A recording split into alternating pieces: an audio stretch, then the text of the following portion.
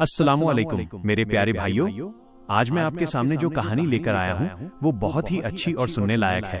وہ غلام جس نے جنت خرید لی، حضرت بلال ابن رباح رضی اللہ عنہ کی کہانی۔ یہ کہانی ہے حضرت بلال ابن رباح رضی اللہ عنہ کی، جو اسلام کے شروعاتی دور کے سب سے مہان صحابیوں ساتھیوں میں سے ایک تھے۔ انہیں مؤذن رسول پیغمبر کا اذان دینے والا کہا جاتا ہے، اور ان کی کہانی صبر، ایمان اور جنت سے ان کے گہرے رشتے کا پرتیک ہے۔ غلامی کے دن۔ مکہ مکرمہ میں ایک وقت تھا جب حضرت بلال رضی اللہ عنہ امیہ ابن خلف نامک ایک کرور سردار کے غلام تھے۔ بلال حبشی نسل کے تھے اور ان کے دل میں اللہ کے پیارے پیغمبر محمد صلی اللہ علیہ وسلم کے دین دھرم کے لیے گہرا ایمان جاگرت ہو چکا تھا۔ جب امیہ کو بلال رضی اللہ عنہ کے اسلام قبول کرنے کا پتہ چلا تو اس نے انہیں بھیانک سزائیں دینی شروع کر دیں۔ سزائیں: امیہ انہیں مکہ کی تپتی ریت پر لٹاتا، ان کے سینے پر بھاری پتھر رکھوا دیتا اور انہیں مجبور کرتا کہ وہ اسلام چھوڑ دیں اور بتوں کی پوجا کریں۔ ایمان کی مضبوطی، درد اور تکلیف میں بھی بلال رضی اللہ عنہ کی زبان پر ایک ہی لفظ ہوتا تھا: عہد۔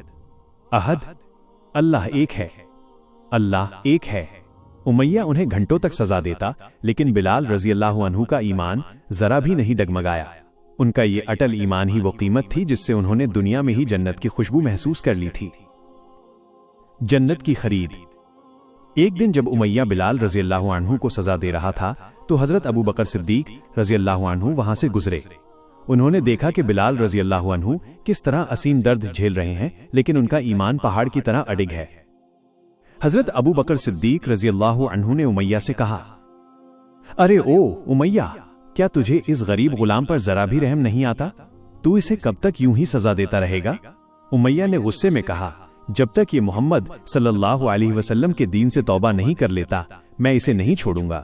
حضرت ابو بکر صدیق رضی اللہ عنہ کا دل بلال رضی اللہ عنہ کے صبر اور ایمان سے بھر گیا۔ انہوں نے فوراً امیہ سے پوچھا: کیا تم اسے بیچنا چاہو گے؟ میں اس کی قیمت دینے کو تیار ہوں۔ امیہ نے سوچا کہ اس مصیبت سے پیچھا چھوٹے گا، اور اس نے بلال رضی اللہ عنہ کی سب سے اونچی قیمت مانگی۔ حضرت ابو بکر صدیق رضی اللہ عنہ نے بنا کسی دیری کے منہ مانگی قیمت ادا کی اور حضرت بلال رضی اللہ عنہ کو خرید لیا۔ آزادی۔ غلام خریدنے کے ترنت بعد حضرت ابو بکر صدیق رضی اللہ عنہ نے انہیں آزاد کر دیا۔ جنت میں قدموں کی آہٹ۔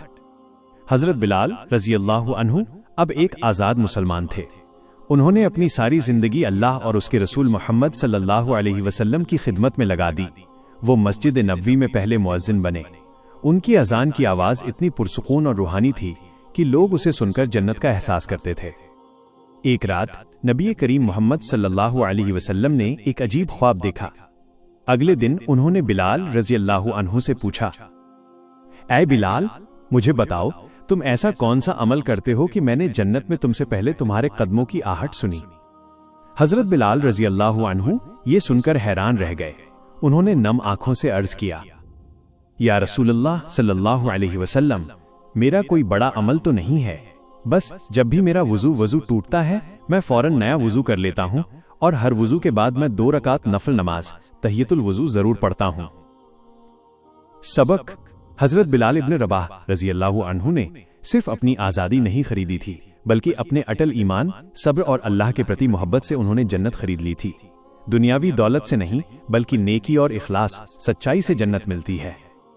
یہی وجہ ہے کہ حضرت بلال ابن رباح رضی اللہ عنہ کو وہ غلام کہا جاتا ہے جس نے دنیا میں ہی اپنے ایمان کی دولت سے جنت خرید لی۔